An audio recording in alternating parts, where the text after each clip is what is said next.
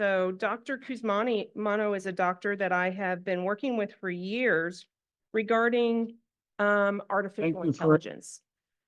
He's from the University of Toronto, and they've actually found that artificial intelligence for patients, it has a higher positive rate of detecting acromegaly at an earlier stage. And he is, we're doing a project with Dr. Cusimano, and he's asking that patients submit photographs of themselves and one of their closest relatives. And if we have a robust, collection of photos and stuff, this can end up being, a possibly approved way of diagnosing patients sooner. So if I can get the video with Dr. Cusimano started. Inviting me to give this talk to you, and I want to especially thank Jill Cisco and the organization for the opportunity. I sincerely wanted to be there, and I apologize for not being there with you in person, but you have a fantastic program. I hope that you have an excellent weekend together. I'm a neurosurgeon at St. Michael's Hospital. I specialize in endoscopic and skull-based surgery, and I also do stereotactic radiosurgery using the Gamma Knife system. And our group was the first to describe and use and do the first fully endoscopic binostril approach to the skull base for resection of pituitary tumors. And now this is used around the world and is the standard of care. I don't have any disclosures. If you want to learn a little bit more about me, you can read this short book called In Two Voices. And I would also suggest that you look at this book by Patty Hall, which is really a story of love with her son, with her journey through care for a pituitary tumor. If you want the technical details, you could read the 1,000-page textbook lined up there. Today, the premise of this project that I'm going to present to you is that the way that we diagnose acromegaly today is unacceptable, in that we fail to identify people at an early enough stage. And early detection is critical to improving outcomes. So I'm going to talk to you a little bit about the rationale for this study. I'm going to explain the details of who can participate and how. And then either me or Melissa Carpino, our research coordinator, will be available for questions. This story may be very familiar to you or to your caregivers. This is a story that a patient consented that I share his pictures. I modified the symptoms a little bit, but it's typical what I hear every day in the clinic. So in 2004, he had no symptoms at all. And then a few years later, he began snoring. People noted his voice was deeper. He developed high blood pressure. He had to change his ring size. He was sweating quite a lot more than before he went on and developed widening between his teeth. He started to use a CPAP because he developed sleep apnea, severe snoring. And he went on to ultimately 3 medications for high blood pressure, developed diabetes and needed medication, needed carpal tunnel surgery, started developing severe arthritis and joint pains and muscle pains, had to see rheumatologists. Eventually, he developed depression, had extremely poor quality of life, couldn't work anymore, was seeing multiple doctors, and eventually had a heart attack by the age of 45. Eventually, he slipped and fell, got a concussion, and someone did a CT scan on him, which led to the discovery of his tumor.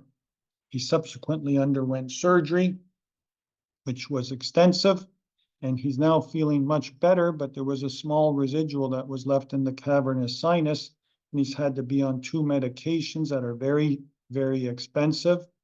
And he still has to see endocrinologists, ophthalmologists, have MRIs. And his quality of life has never returned, has never been the same since he developed the disease, despite its being treated very well. So late diagnosis, that is diagnosis done years after the onset of the disease is actually the norm. And most people who are being diagnosed now have advanced disease.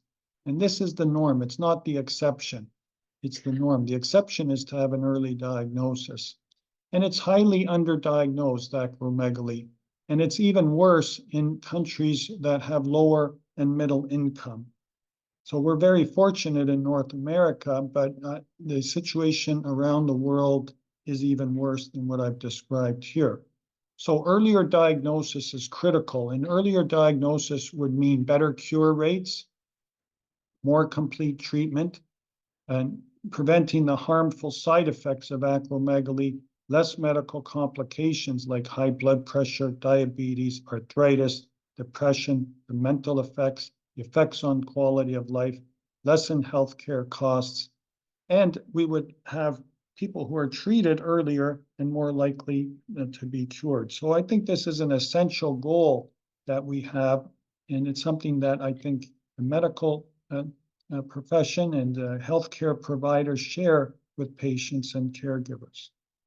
So let me talk to you a little bit about the study that we've been developing over the last few years in conjunction with Jill Sisko at the acromegaly community and others around the world. And we have involved patients right from the start. And we are of the opinion that patients are critical to this study, and your involvement in this study is critical for it to be a success. So the goal is really to detect acromegaly earlier than it is presently detected.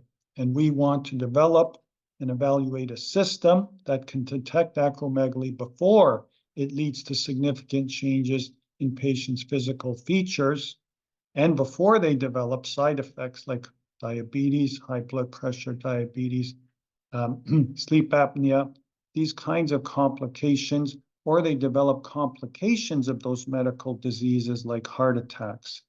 So wouldn't it be wonderful if you could take a selfie of yourself when the doctor said, you've developed diabetes and you're only 30 years old. I wonder why you developed diabetes. You could go to this.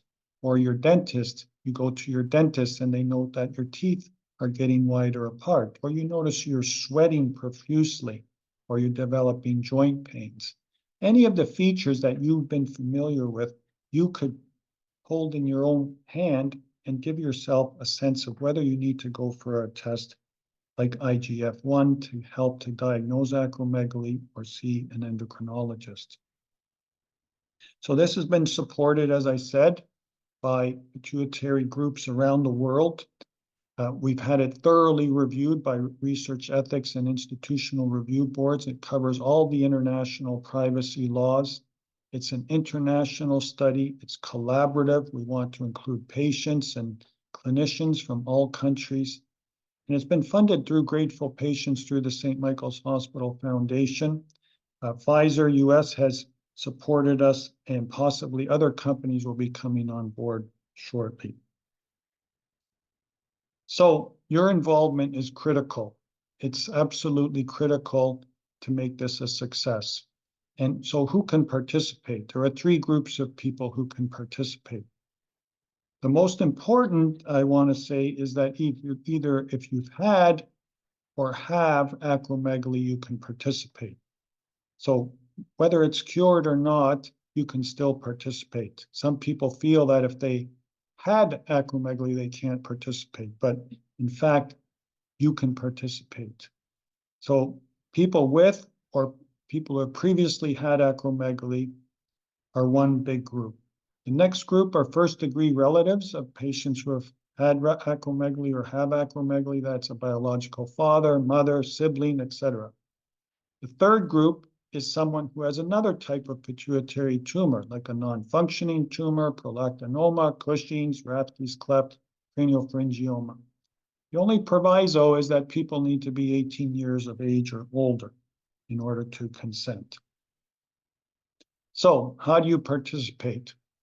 First of all, we'd suggest that you prepare photos like that collage that I showed you earlier of my patient, and you prepare a document or several documents that show that you actually have acromegaly or had it in the past.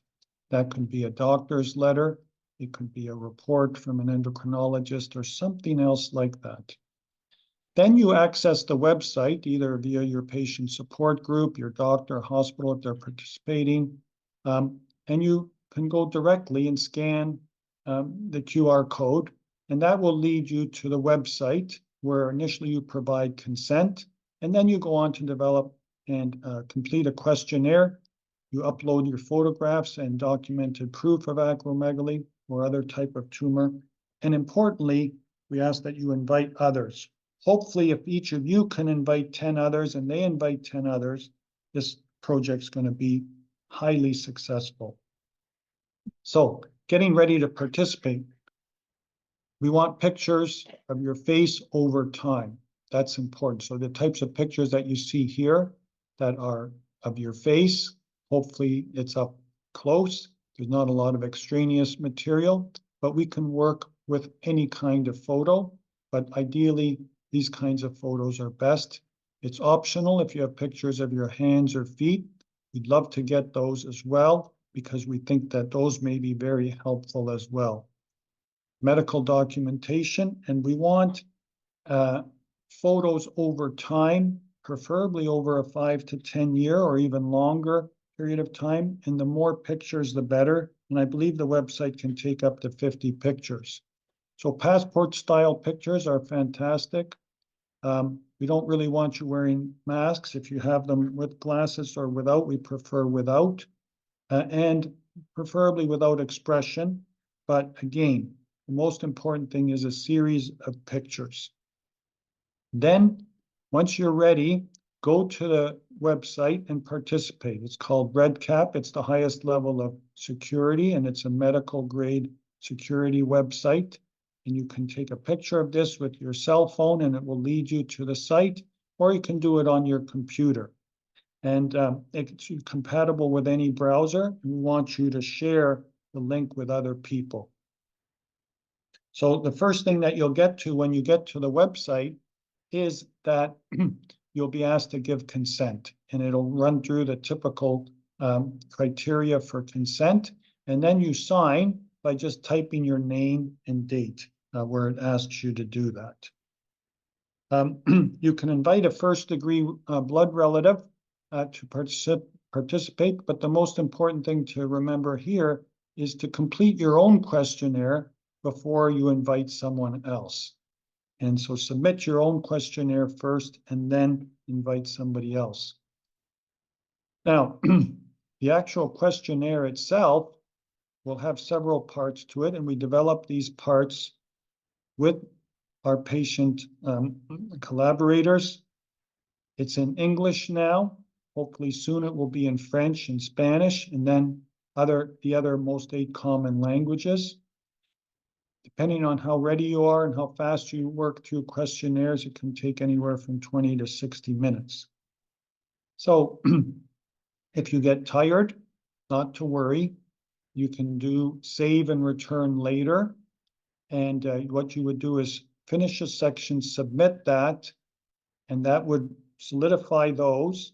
And then it will send you an email to restart where you left off. You have to be patient because the process of uploading photos and documents can take some time. So here's what you would see on the screen. You click where it says on the left-hand side of the screen where it says save and return later. And then you will get an email and fill in your email address. And then they will send you a email where you go back into the survey again.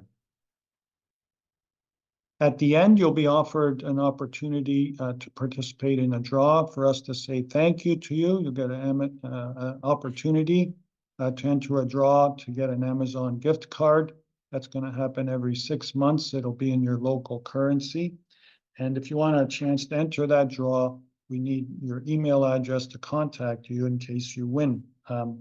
There'll also be an email option if you want to participate in future research.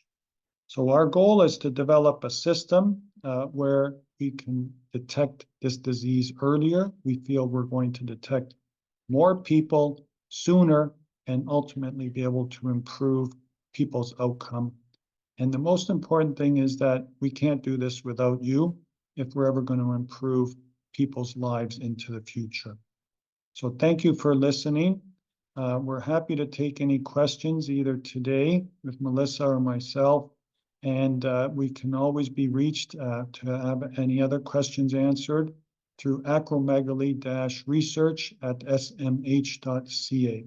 So thank you to all the patients and caregivers here today, and to the organizations from around the world, and to the funding groups that have supported this. So we're very pleased to be a part of the conference, and we wish you an excellent conference.